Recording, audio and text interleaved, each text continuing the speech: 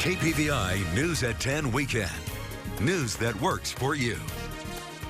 So we're going to use 1% of the sales tax to help pay for road projects and congestion issues around the state.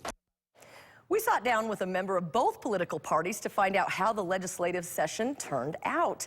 Good evening and thank you for joining us tonight. I'm Deanne Coffin. The Idaho legislative session has wrapped up for the year at the state capitol in Boise. I met with Senator Mark Nye and State Representative Dustin Manwaring today to find out how the session went this year and what's still left on the governor's desk to be signed or vetoed. The 2017 Idaho legislative session has wrapped up for the year, but not without holdup towards the end. Going 3 days over their expected end date of March 24th helped lawmakers to resolve important issues in the state of Idaho.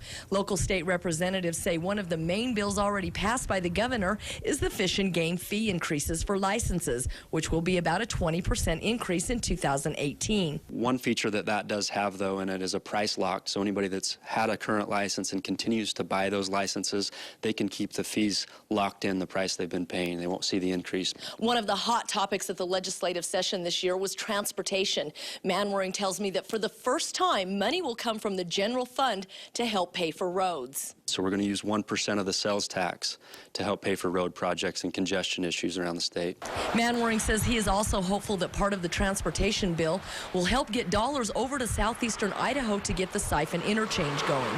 Senator Mark Nye says the $320 million transportation funding bill is just waiting for the governor to sign off on it. Transportation dollars means jobs, and it's something. Besides that, it's a safety issue. Another bill sitting on the governor's desk is the grocery tax repeal. The governor's indicated he doesn't like that in the past, so we'll see if he vetoes that or signs that legislation or if it becomes law. Senator Nye says it's hard to vote against a tax cut. I think the governor was probably going to veto it because it's an $80 million shift, half of which comes out of education. And so the actual benefit is only to the upper end of income. The bottom half of us or the people that are in the lower end, maybe see $30 or $40 a month. Senator Nye says there are still several dozen bills waiting for a signature from the governor.